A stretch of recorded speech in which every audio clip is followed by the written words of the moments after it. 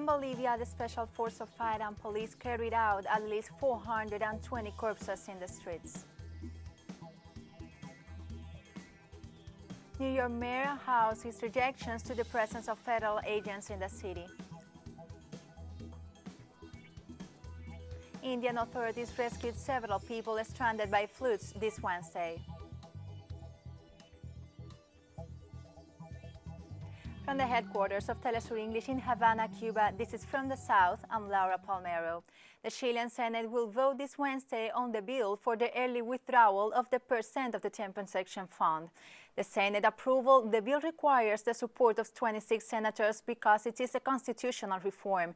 In this sense, different parliamentary groups are arguing over whether or not to support the reform of the pensions fund. Specialists say that Chilean Senate will endorse the bill that will allow workers to withdraw part of their funds. However, government spokespersons warn that President Sebastián Piñera could veto the legislation, which has an 83% acceptance rate among the population.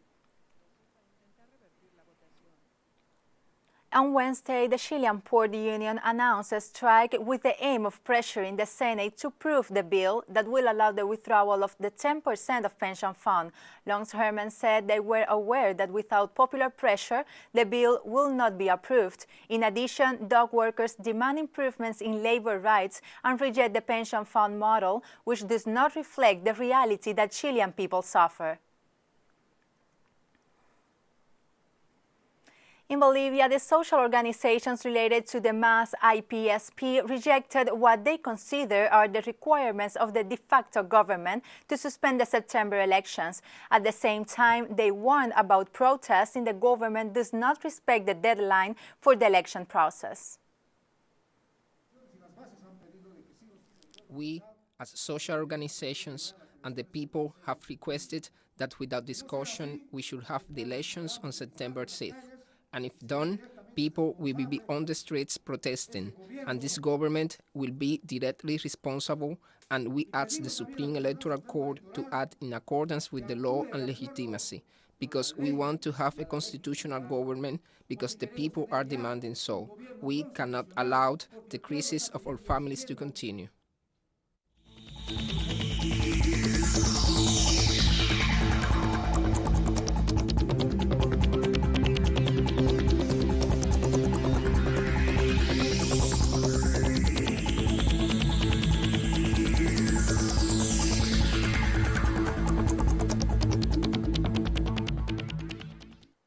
In Bolivia, local media reported that in less than a week, the Special Force of Fight Against the Crime carried out at least 420 corpses in the streets, vehicles and housing in the middle of the sanitary crisis generated by the novel coronavirus.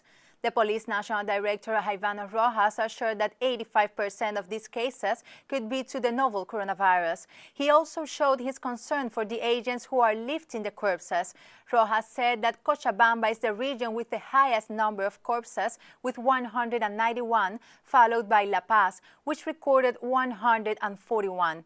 According to the Ministry of Health, Bolivia records more than 62,000 cases and 2,218 deaths due to COVID-19 pandemic.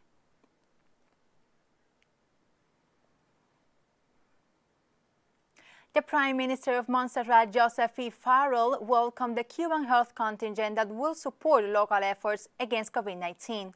Alongside with Health Minister Charles Kernan, the Prime Minister welcomed the 13 Cuban specialists of the Henry Reeve Brigade at Jonas Borne Airport. The Cuban doctors will share their experience in the handling of the epidemics, as they have done in the 37 countries amidst the COVID-19 pandemic. Cuba currently has 44 Henry Reeve Brigades supporting different nations around the world in their fight against COVID-19.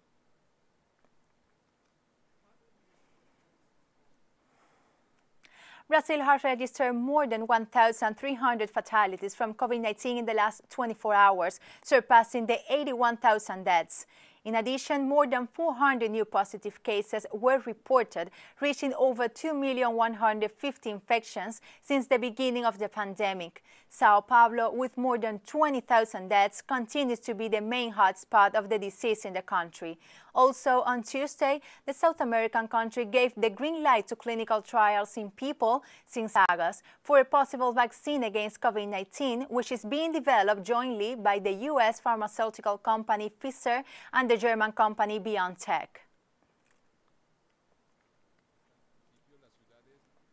According to the Colombia's health ministry, the country has surpassed the 7,000 deaths from the novel coronavirus. The South American country has reported more than 210,000 people infected in the last 24 hours, while the death toll has climbed to 237. Bogota continues to be the epicenter of the pandemic. According to different health personnel, the capital's health system is overloaded. Colombia is the 5th country in Latin America in terms of infections. However, the government of Iván Duque, under pressure to reactivate the economy, has relaxed the confinement measures.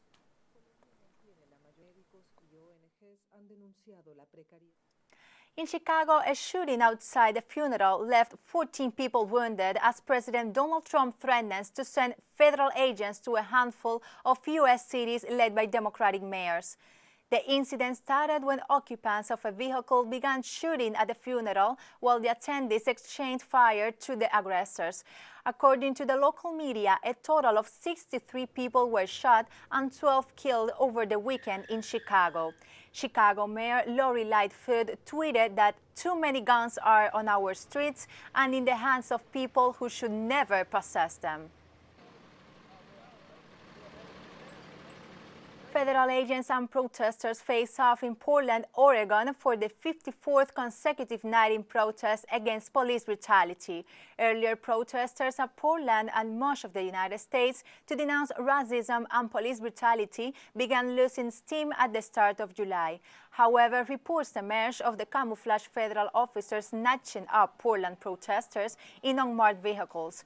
Homeland Security agents have used tear gas, rubber bullets, flashbangs, and other munitions to disperse the nightly crowds. And we'll be right back, so don't go away.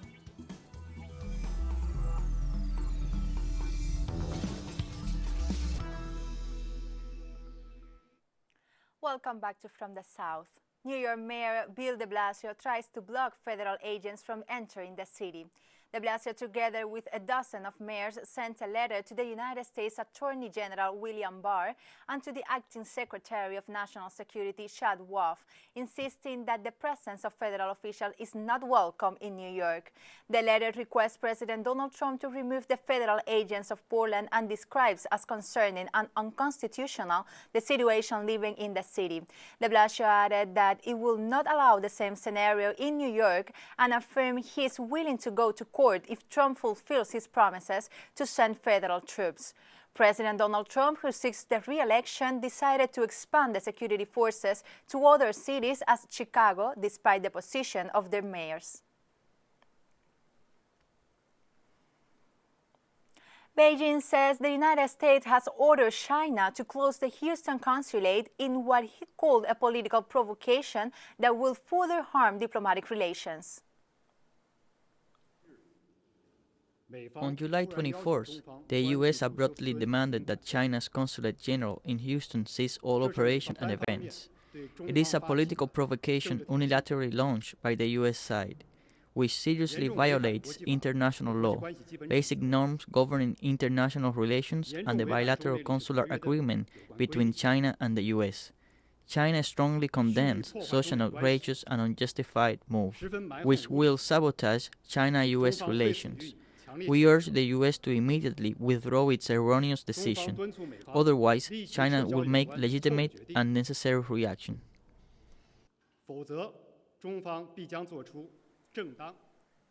China accuses the United States of slander after 2 Chinese nationals were indicted for seeking to steal coronavirus vaccine research.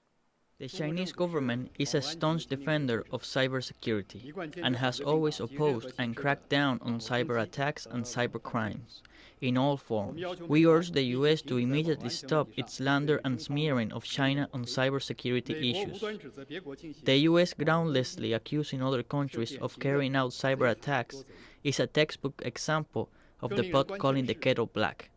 Even more concerning is hackers with the tacit backing of the US government can carry out cyber attacks against the key infrastructure of other countries without permission from high-level authorities.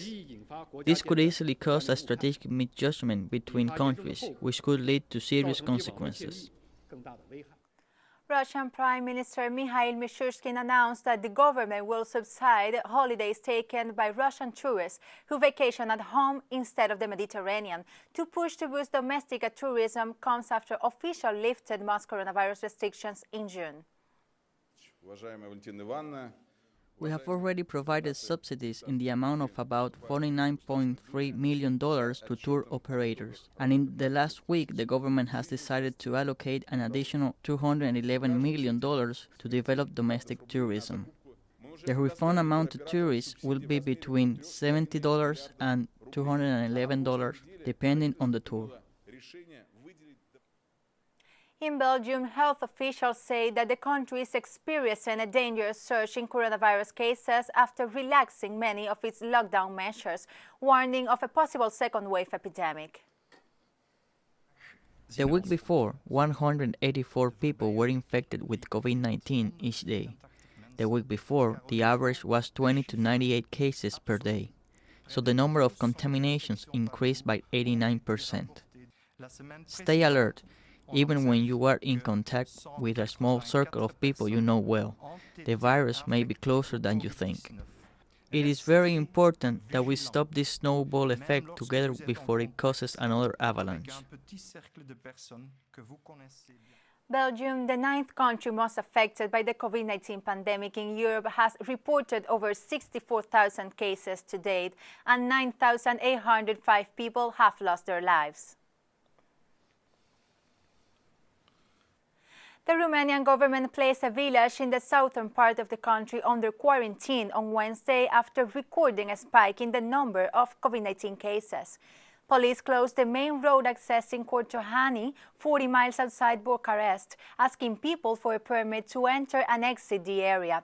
Romania has recorded over 1,000 new cases in the last 24 hours. It is the highest amount since the epidemic reached Romania in February. The European country has reported over 40,000 COVID-19 cases to date and more than 2,000 deaths. 13 hostages in Ukraine have been released unharmed after President Volodymyr Zelensky agreed to the kidnappers' demand that he recommended an animal rights documentary. The hostage taker was armed with guns and grenade when he took over the bus, sparking a 12-hour standoff with police. According to local reports, the State Security Service identified him as a 44-year-old Maxim Khrushchev, an animal rights activist with a criminal record for gun possession. In a bizarre twist, one of the demands was to Zelensky promote 2005 documentary Earthlings, a critique of mankind's use of animals as pets, food, clothing, entertainment, and scientific research.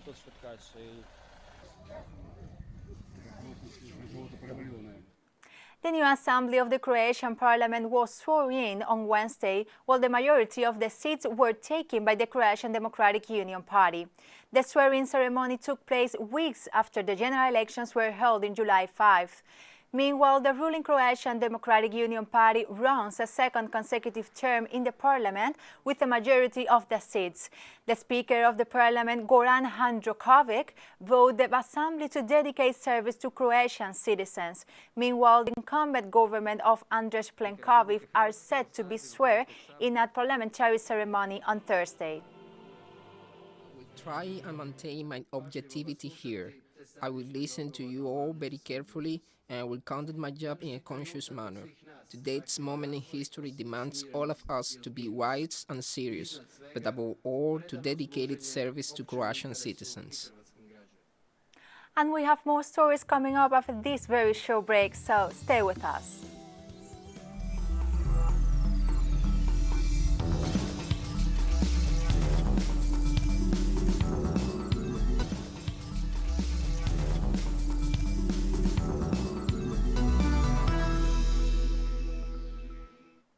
Welcome back to From the South. Indian authorities rescued several people stranded by floods on Wednesday while noting an alarming situation in the Indian state of Bihar.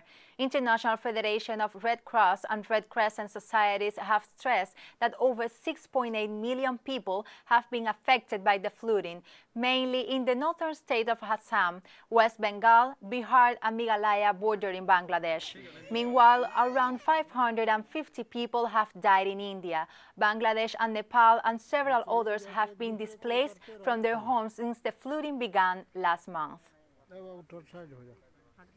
In Bihar, the situation was a little alarming yesterday because of the possible inflow of almost 5 lakh cusecs of water into the Gandak River and also the incoming inputs in the other river systems across North Bihar. In Assam, the situation is slightly better comparatively only in the sense that there has not been so much rain as earlier. However, in both the states, relief and rescue work is going on. Kenyan authorities offered an update on COVID-19 on Wednesday.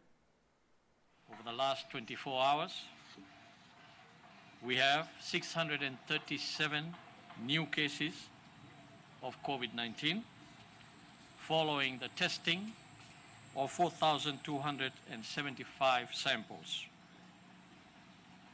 Our total number of positives is now 14,805. And the total number of tests that we have conducted is 254,273. Of these 637 positive cases, all are Kenyans with the exception of 14 who are foreigners. The government of Zimbabwe has announced a dusk-to-dawn COVID-19 curfew as it reinstates strict measures to curb the spread of the disease following a recent spike in confirmed coronavirus infections. Starting on Wednesday, security forces will enforce a curfew between 6 p.m. and 6 a.m. local time. Meanwhile, President Emerson Mnangagwa said on Tuesday during an address to the nation that the country needs urgent and decisive measures, and added to those who undermine the government's measures will be liable and severely punished accordingly. Zimbabwe has recorded more than 1,800 coronavirus cases, a fairly small number compared with other countries. Is under control. Mandatory screening has been intensified at all ports. Restaurant owners and staff protested in South Africa against lockdown restrictions and the alcohol ban on Wednesday, claiming that COVID-19 restrictions orders are wrecking their industry. The whole situation has affected me both financially and emotionally. Financially in the sense that I can't afford my housing where I stay, I can't afford to feed my kids. At the moment, I've got a newborn baby, but I can't afford to put food on the table for that person due to the fact that we're in lockdown.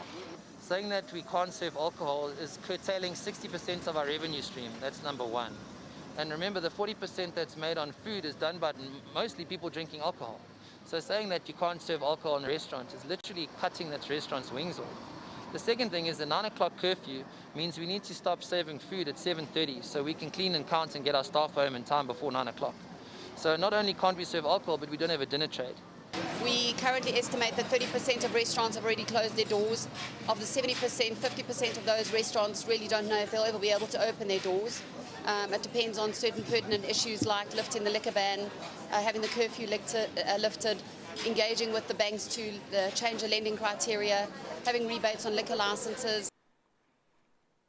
South African authorities have announced on Wednesday the death of anti-apartheid campaigner Andrew Langeni, who was jailed alongside Nelson Mandela in 1964. Langeni spent 26 years in jail and was the last of the 8 defendants of the Riviana trial to die. Meanwhile, South African President Cyril Ramaphosa noted that Langeni's death marked the end of a generation of a history and left the future in the hands of those who remained. Langeni passed away at the age of 95 in the township of Soweto.